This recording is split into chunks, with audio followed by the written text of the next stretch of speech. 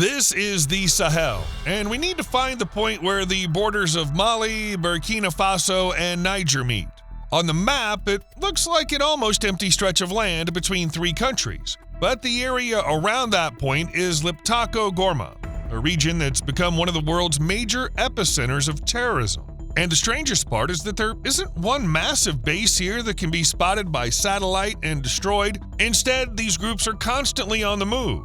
Today, they're in one country, tomorrow, they're in another. Their camps appear for a few days, then vanish. Armies launch operations, wipe out units, kill commanders, but after a while, the terrorists come back. Always. But the big question is, why doesn't terrorism just survive here, but seem to rise from the dead again and again?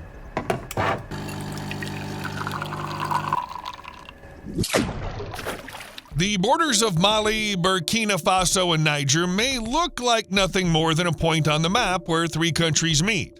But why is this exact place where terrorism seems to thrive? Not in capitals, not even in major cities where there are more people, more money, and more attention, but in Liptako Gourma, a dry, poor, and extremely remote region shared by the three countries. The reason for that, for armed groups, this is almost the perfect environment. There are vast empty spaces, very few roads, weak state control, and huge areas where fighters can move almost unseen. One day, a group can be in Mali. The next day, it can cross into Burkina Faso, and after that, move into Niger. And for the security forces, this is no longer one problem. It becomes three separate territories, three armies, three systems of government, and three borders that are extremely difficult to seal. That's why these groups don't just hide here, they dig in, move around, recruit people, pressure villages, control routes, and use the geography itself as a shield. The area doesn't just give them cover, it gives them a way to escape whenever they're pursued. So, at least three banned organizations are active in the region, and Liptako Gourma has become one of the world's main hotspots of violence. To understand why this area has become such a convenient base, you need to look at how it actually works on the ground. I've already said that Liptako Gourma is far from the capitals of Mali, Burkina Faso, and Niger, but in fact the problem isn't just that it's far away on the map, it's physically hard to reach. There are few roads. Many routes run through dry, empty terrain, and villages can be separated by long distances. Permanent state services are limited too. In some places, there's no proper administration. In others, there's no police presence, and in some areas, security forces only show up from time to time. You can probably see where this is going. On paper, the state exists. The borders are drawn, the area belongs to a specific country, and someone is officially responsible for it, and probably gets paid for that too. But in real life, a person living in a village may never actually see that authority. Often, the state means nothing more than an occasional patrol. Some official who arrives from far away and quickly leaves. Or the military. They usually show up when it's already too late. And when government power is only nominal, the territory quickly turns into a gray zone. A place where it's unclear who controls the routes, who settles disputes, who protects people, and who you're supposed to turn to when something happens. For armed groups, that kind of environment is almost perfect. They can hide in remote areas, evade pursuit, cross from one country into another and then return again. Today they're in Mali, tomorrow they're in Burkina Faso, then they move into Niger. And every time, the security forces have to start all over again, dealing with different borders and different chains of command. But there's another important point. These groups look for support in places where people have long stopped feeling that the state's on their side. Of course, a lack of government control doesn't automatically create a terrorist group. A place can be poor, neglected, cut off by bad roads, and rarely patrolled, and still remain just a difficult region for years. But everything changes when people with weapons, connections, and combat experience move in. In the Sahel, that happened after 2011, when Muammar Gaddafi's regime collapsed in Libya. After the war, weapons depots were opened, front lines broke apart, and a stream of weapons began moving south. Assault rifles, ammunition, pickup trucks, and military equipment, and along with them came people who already knew how to fight. And that's when the real trouble began. The question is, where do new fighters come from if these groups usually look like secretive underground networks? In fact, they can't rely only on people who come in from other countries. They need locals. First, they need guides who know the paths between villages. Second, they need translators because people in the region speak many different languages. Third, they need scouts who can spot a patrol or an unfamiliar vehicle. On top of that, they need couriers to move food, money, ammunition, or messages. Basically, they need a whole network of different people. That's why connections with local communities are the foundation. Without them, these groups simply can't hold territory or stay rooted in one place. But why would someone cooperate with an armed group at all, when it almost always means risking death, prison, or revenge from their neighbors? In Liptako Gorma, the reason often isn't ideology. Very few people there simply read radical texts and decide to become fanatics. More often, it comes down to security, money, and power.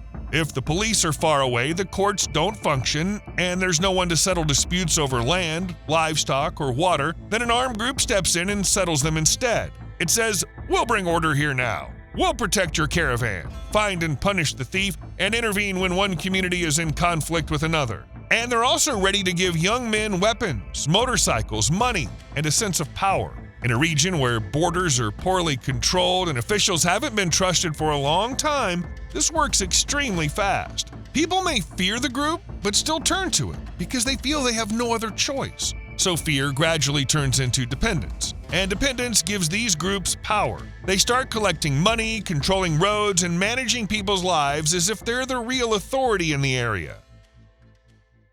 By the way, what actually keeps a group like this running when it needs food, fuel, ammunition, vehicle repairs, and money for its assistance every single day? Without money, a camp falls apart fast because fear won't feed anyone or bloat a rifle. In Liptako Gorma, money often comes from the shadow economy that has already existed in the region for a long time. Groups take a cut from the smuggling of weapons, drugs, fuel, and motorcycles. They're involved in theft, cattle rustling, extortion, and protection rackets on illegal routes. But there are other more unusual sources of income too. For example, artisanal gold mining, small mines, temporary camps, workers, middlemen. Places like that are easy to walk into with guns and say, "That's it, we're your protection now. Pay up." There's a similar story with poaching and the illegal wildlife trade. In short, terrorism here is tightly connected to organized crime, and over time it turns ordinary smuggling, livestock, gold, and fuel into fuel for war.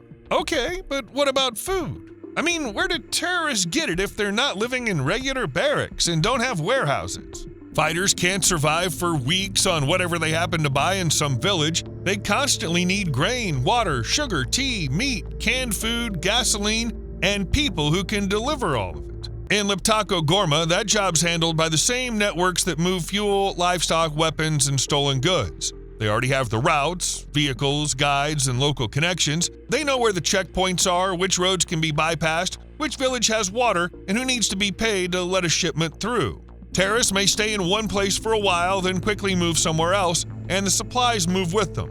Sometimes they buy food from traders, and sometimes they take it from locals by force. Either way, they don't go hungry. Medicine's even more complicated. In a forest or desert zone, a person can be taken out of action very quickly. Gunshot wounds, malaria, infections, dirty water, dehydration, heat, a whole bunch of ways to die. Without help, a fighter might simply not survive until the next move. But of course, the group doesn't have a proper hospital, an open pharmacy, or official supply channels, so it needs secret access to pills, bandages, antiseptics, antibiotics, and everything else. In Liptako Gorma, illegal middlemen handle this. They use the same routes as smugglers. They avoid checkpoints, know the back trails, make deals with the right people, and deliver supplies to wherever the group is temporarily based. This was described by a former member of JNIM, a group recognized as a terrorist organization in several countries, from the Bani area and Mali.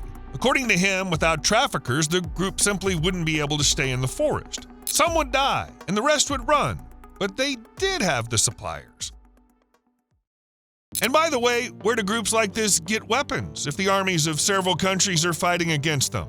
Assault rifles, machine guns, grenade launchers, and ammunition all have to be constantly replenished. Some weapons break, some are lost during retreats, and some go to newly formed units. And ammunition tends to run out pretty fast when you're actually using the weapons. In Liptako Gorma, weapons mainly arrive in two ways. The first is through illegal arms dealers. These are the same people and networks that deliver everything else to terrorists. And if you're already moving food, fuel, and aspirin, why not throw in a couple of assault rifles, or even an armored personnel carrier? The second way is by capturing weapons from security forces. These groups attack checkpoints, military convoys, barracks, and small bases.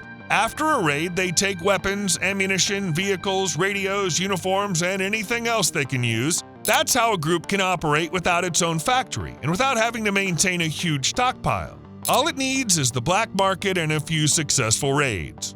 But why don't the armies just cut off these channels if weapons, fuel, food, and medicine are moving through them? It seems pretty simple.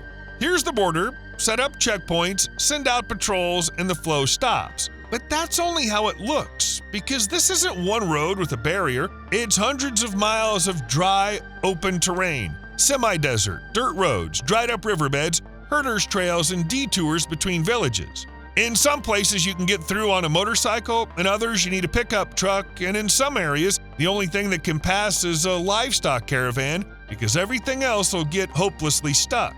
On top of that, people here are used to moving back and forth across this land regardless of borders. Strictly speaking, nobody pays much attention to the borders because they're just lines on a map, not fences in the field. Besides, a fence isn't much of an obstacle in a place that remote. Mali, Burkina Faso, and Niger simply don't have enough personnel, vehicles, fuel, drones, communications equipment, or permanent checkpoints to control every possible route the terrorists might use. Block one route and the shipment moves along a nearby trail. Put a patrol on the road and it goes around through a dry riverbed.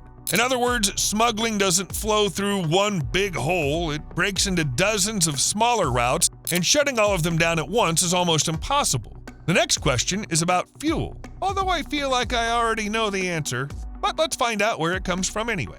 For a mobile group, gasoline and diesel are almost as important as weapons. Without fuel, they can't quickly escape after an attack, move the wounded, change camps, charge their communications equipment, or simply keep their fighters on the move. In Liptako Gorma, fuel is long circulated through illegal trade networks. It's bought, resold, poured into jerry cans, and moved in small batches through weak points along the border. Sometimes it's just a regular trader with a stock of gasoline. Sometimes it's a smuggler who's moving weapons, livestock, motorcycles, or stolen goods. And once again, some of the fuel comes through middlemen, while some of it's simply taken by force. This system works with almost any resource. But how do terrorists move around so quickly if every vehicle should be spotted by the army or by locals? A large convoy of pickup trucks stands out immediately. Have you ever seen a convoy like that? It kicks up dust, leaves tracks, and burns through a ton of fuel. Motorcycles are different. They're cheaper, they can ride along narrow trails, they can go places where a pickup truck can't, and they can bypass checkpoints through bushes, dirt tracks, and back roads. They're also easier to hide, easier to refuel, and much less painful to abandon if something goes wrong. Besides, in the Sahel, a motorcycle is a completely ordinary form of transport. They're used by herders, merchants, delivery riders, young village men, and people hauling water, bags of grain, or jerry cans of fuel.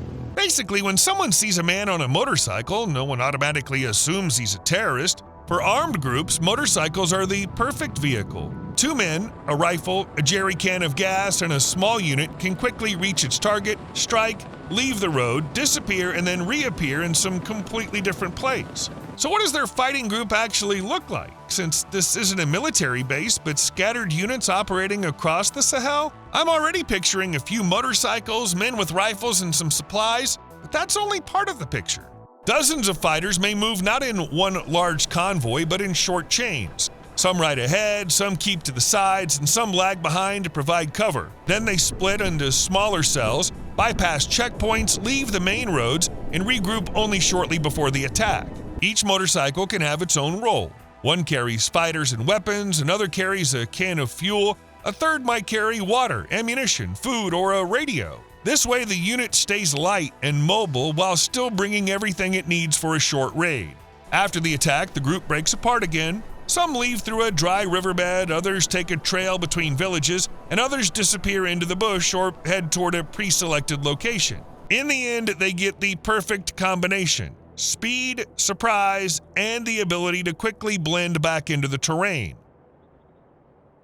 But where do these groups actually set up if they don't have a regular military base with barracks, storage depots, and fortifications? The important thing here is not to imagine one big camp that you can spot on Google Maps and quickly bomb. This isn't how it works in Liptako Gorma.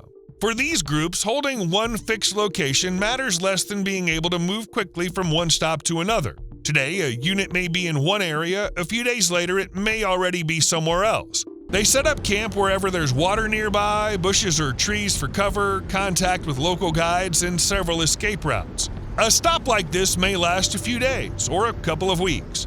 They keep people there, along with motorcycles, some food, water, fuel, weapons, and communications equipment, but it isn't a permanent headquarters with gates, fences, and guards around the perimeter. When the location becomes dangerous, the unit leaves. They take what they need, cover their tracks, and disappear along their routes. That's why a base like this is so hard to destroy with a single strike.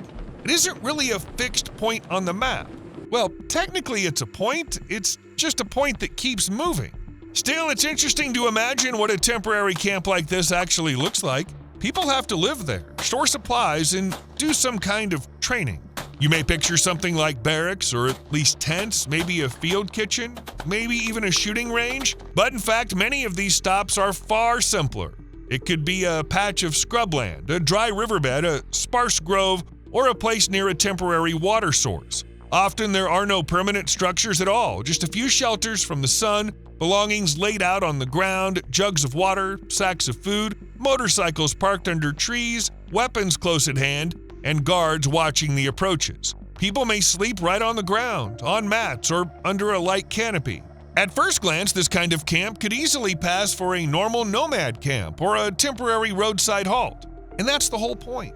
Stay fast and stay invisible, and you stay alive. But where do the terrorists actually live if there are no permanent structures and they're surrounded by heat, rain, insects, and patrols?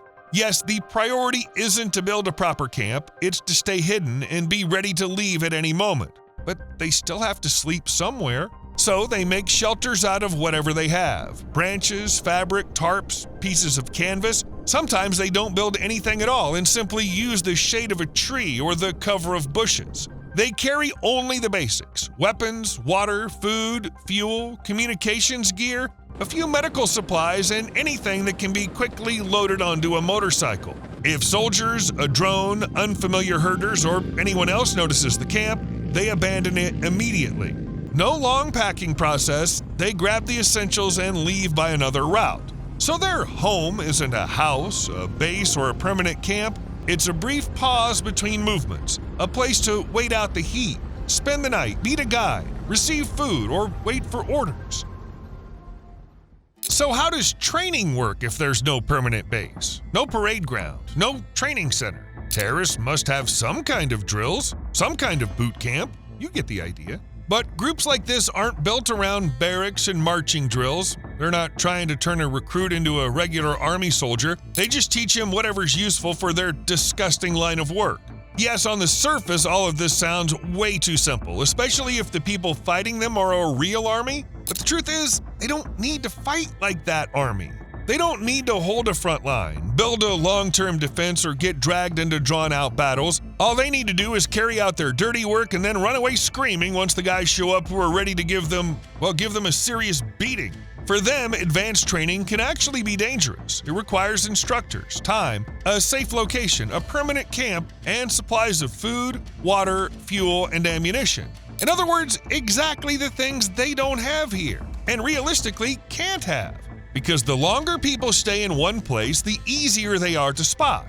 So who trains the newcomers if these units don't have visible training centers or official instructors? It all comes down to people who've already fought and know the local cells from the inside. In the Sahel, these are often groups connected to larger networks, which in turn are linked to better-known band organizations. But an instructor there doesn't necessarily look like a professional military trainer. It could be the commander of a small unit, an experienced gunman, a courier, or simply someone who's survived several raids and knows how not to die in the first minutes of an attack. And yes, for them, that's considered enough. You might think, okay, but that's still a camp. It can be spotted from above and destroyed by airstrikes. Unfortunately, as I said earlier, this kind of camp barely looks like a military base at all. No buildings, no antennas, no vehicles lined up, not even a road with constant traffic. Today, the unit's sitting in the scrub or a sparse grove. A few days later, it's gone. Motorcycles are hidden under trees, supplies are kept separately, people are spread out, and fires are used carefully or not used at all. From the air, it may look like nothing more than a temporary stop for a couple of friends, and then you still have to figure out who they are: militants, herders, traders, or ordinary locals who stop near a water source. By the time intelligence checks the information, compares images, waits for confirmation, and decides whether a strike is justified, the unit may already be dozens of miles away. A strike on an empty site changes nothing. A strike on the wrong target can kill civilians and only fuel more anger toward the army. And the relationship with the army's already very complicated. Okay, but then why aren't the terrorists caught on the ground if the army can sweep the area and enter the villages? The problem is the sheer size of the territory. You can look for one unit on a specific road or near a specific village, but let me remind you, these groups don't stay in one place. They're constantly moving between borders, grazing lands, dirt roads, and small settlements. On top of that, they have people helping them locally.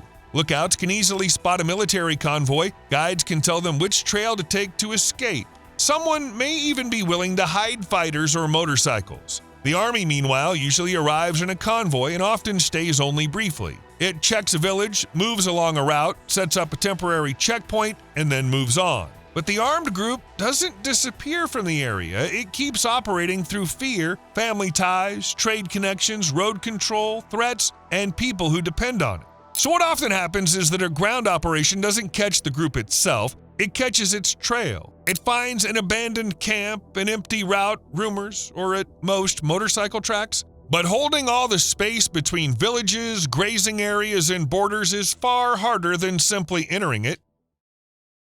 Then there's another question. How large are these zones really? If from the outside everything often looks like isolated attacks happening in different places, the scale's easy to underestimate because control doesn't always look like a captured city, a flag on a government building, and militants standing in the main square. For example, people may not be allowed to travel on a road without permission. Fees may be collected at the market. Shepherds and their herds are inspected at the water source. A village may be threatened if it helps the army or reports militant movements. A trader may be told which route he's allowed to use. A driver may be charged a fee to pass. Elders may be given rules that everyone's expected to follow. And all of this is also territorial control. In some Sahel countries, militants and the networks linked to them have influenced huge areas. In some places, tens of % of a country's territory. In the most vulnerable cases, estimates go as high as roughly 40%. And at that point, this is no longer some small underground group hiding in one forest or one village. It's a vast zone where a group of armed criminals can act as if they're the real authority. So what actually happens inside these zones if they're not just camps hidden in the bush? Control isn't enforced only with rifles. It starts with rules governing ordinary daily life. Groups begin deciding how herders should move their animals, where they can pass, and which wells they're allowed to use. Farmers may be told when they can go out to their fields and whom they must pay for protection. Traders may be told which road to take, where to stop, and how much to pay for passage. At markets, money may be collected from sellers. At watering points, people and livestock may be inspected. Sometimes this is presented as order. Now there will be rules here. Thieves will be punished, the road will be protected, and conflicts will be settled. But behind it, there's almost always a threat. People don't comply because they wanted this kind of authority. They comply because armed men are standing nearby. And it's very hard to argue with armed men. So the main question is no longer whether the state exists on the map. The real question is different. Who actually decides how people are supposed to live? But how do terrorists keep their supporters in line if locals can leave, help the army, or switch sides and join another group? Fear alone isn't enough. If you only threaten and kill people, they'll start running away, taking revenge, or looking for protection somewhere else. So these groups use a mix of methods. In some places, they threaten people. In others, they offer them something in return. People suspected of being informants may be punished. Contact with the military is forbidden. Sometimes they carry out public executions to show everyone what happens when you disobey. But at the same time, they negotiate.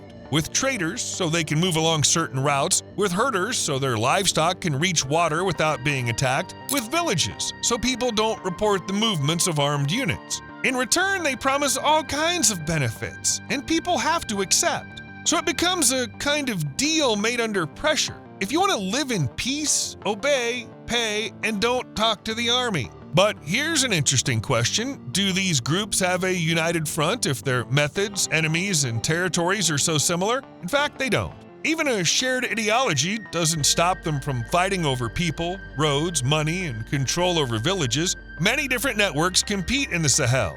The fighting is especially intense in places where grazing lands, trade routes, watering points, markets, and toll roads overlap. They're not fighting only over ideas. Control matters far more. And money, of course. Sometimes different organizations fight each other. Sometimes the same group splits apart, and yesterday's allies start killing one another. But for local people, that doesn't make life any safer. The only thing that changes is who they have to pay today, who they have to fear, whose rules they have to follow, and whose flag they should expect to see on the road. So why doesn't all this infighting bring the whole system crashing down if these groups are fighting each other and losing people, weapons, and money? Because these groups rarely have one central command. These networks are built differently. They consist of many small cells, local commanders, guides, traders, middlemen, and temporary alliances. Today, one unit works with one structure. Tomorrow, some of its fighters move to another. The day after that, a new group with a new name appears nearby. If one unit is destroyed, it doesn't mean the area becomes safe. Another group can take its place. People move between organizations, and the route that used to bring in money simply gets a new owner. As for the village, it's just told the new rules, and people have no choice but to accept them. Meanwhile, the environment itself doesn't disappear. Weak borders, empty roads, smuggling, fear, poverty, weapons, and distrust of the state all remain. So the system keeps going, even when individual groups quarrel and attack one another. Sometimes this fragmentation even helps them survive because a small cell is harder to find than a large camp, and when there are many flags and names around, it becomes easier to hide who carried out the attack, who collected the money, and who gave the order.